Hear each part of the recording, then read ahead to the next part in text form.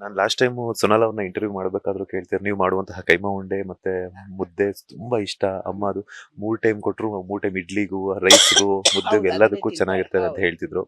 So ನೀವೇನ ಕಲ್ಸ್ಕೊಡುವಂತ ಪ್ರಯತ್ನ ಮಾಡ್ತಿದ್ದೀರಾ? ಇನ್ನೂ ಹೊಸಬ್ಳಲ್ವಾ, ಅವಳಿಗೂ ಈಗ ಸಿನಿಮಾಗಳೆಲ್ಲ ಬರ್ತಾ ಇದೆ, ತೆಲುಗು ಗಿಲ್ಗು. ಮಹಾದೇವ ಸೂಪರ್ ಹಿಟ್ ಆಗಿರೋದಕ್ಕೆ ಅದು ತೆಲುಗು ಪಿಕ್ಚರು ಕೇಳ್ತಾ ಇದ್ದಾರೆ.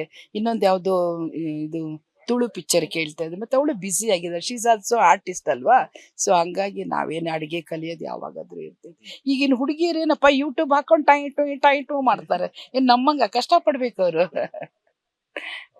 ಈಗ ಅತ್ತೆ ಸೊಸೆ ಜಗಳ ಅನ್ನೋದು ಕಾಮನ್ ಆಗಿರ್ತೈತೆ. ಆ ಬಾಂಡಿಂಗ್ ಅನ್ನೋದು ಹೆಂಗಿರ್ಬೇಕಮ್ಮ? ಯಾಕಂತಂದ್ರೆ ಈಗ ನಿಮ್ ಸೊಸೆ ಬಂದಿದ್ದಾರೆ, ನೀವು ಅವ್ರು ಎಲ್ಲೇ ಹೋದ್ರು ಕೂಡ ನನಗೆ ಇನ್ನೊಬ್ಬ ತಾಯಿ ಸಿಕ್ಕಿದ್ರು ಅಂತ ಹೇಳ್ಬಿಟ್ಟು ನಿಮ್ ಬಗ್ಗೆ ಅಷ್ಟೇ ಪ್ರೀತಿಯಿಂದ ಹೇಳ್ತಿರ್ತಾರೆ. ಯಾಕಂತಂದ್ರೆ ಅತ್ತೆ ಅತ್ತೆಯಾಗೆ ಇರ್ತಾರೆ, ಬಟ್ ಅವರು ಯಾವ್ಯಾವ ಒಂದು ಸೊಸೆ ತಮ್ಮ ಅತ್ತೆ ಬಗ್ಗೆ ಹೊಗಳ್ತಿದ್ದಾರೆ ಅಂತಂದ್ರೆ ಅದು ಮನಸ್ಫೂರ್ತಿಯಾಗಿ ಬಂದ್ರೇನೆ ಸಾಧ್ಯ.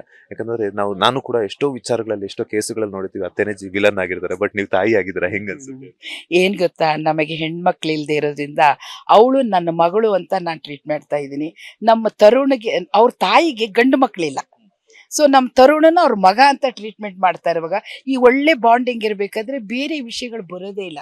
ಅವಳು ನನಗೆ ಮಗಳು, ಅವ್ರಿಗೆ ಅವ್ನ ಮಗ, ಹಂಚ್ಕೊಂಡ್ಬಿಟ್ಟಿದೀವಿ. ಅಷ್ಟೇ. ಮತ್ ಮುಂದ್ ಮಕ್ಳಿಲ್ಲಲ್ಲ ನಮ್ಗೆ, ಅದಕ್ಕೆ.